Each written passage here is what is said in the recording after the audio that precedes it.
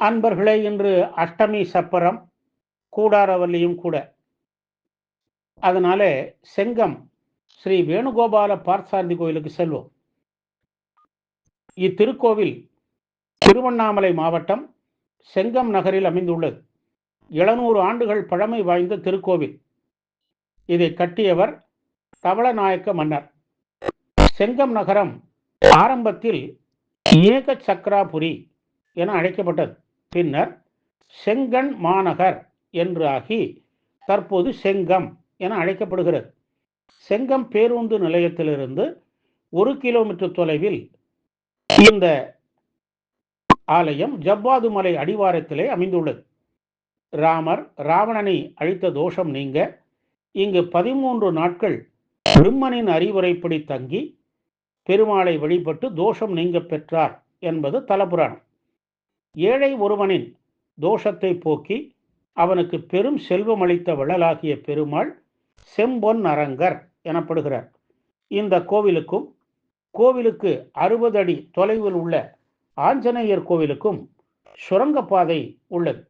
போர்க்காலங்களில் மன்னர்கள் இந்த பாதையை பயன்படுத்தி உள்ளார்கள். கருவறையில் மூலவர் செம்பொன் அரங்கர் 4 கரங்களோடு அருள் பாலிக்கிறார். பெருமாள் அருகிலே பத்மாவதி தாயாரும் ஆண்டாளும் காட்சியளிக்கின்றனர். உடன் உற்சவமூர்த்திகளும் இருக்கிறார்கள். இந்த பகுதி திம்மப்பன் ஆட்சி செய்த போது தளவா நாயக்கர் என்பவர் குறுநில மன்னர் கப்பம் வசூல் செய்ய இந்த நகருக்கு இருந்தார். அப்போது அவரும் அவரது குடும்பத்தாரும் கட்டிய கோவில்தான் இது.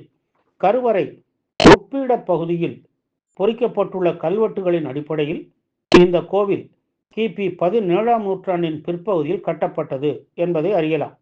மகாமண்டபத்தில் உள்ள தூண் ஒன்றில் தவளநாயக்கர் திம்மப்ப நாயக்கர் ஆகியோருடைய சிலைகள் உள்ளன. அஞ்சலி முத்திரையோடு பெருமானை வழிபட்டு நிற்கின்றனர்.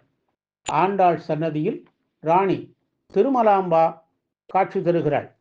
தவளநாயக்கர் இங்கு இந்த கோவிலை கட்ட எண்ணிய போது அவரது கனவில் பெருமாள் தோன்றி பிருந்தாவனத்தில் பார்த்தசாரதியாக காட்சி தர, மறுநாள் மன்னர் பிருந்தாவனத்தில் வந்து பார்க்க பெருமாள் பார்த்தபோது பார்த்தசாரதியாகவே பெருமாள் காட்சி தந்தார்.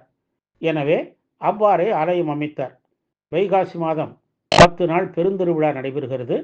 இந்த விழாவின் போது பெருமாளும் பத்மாவதி தாயாரும் ஆண்டாளும் யானை வாகனத்தில் அமர்ந்து உலா நடைபெறும்.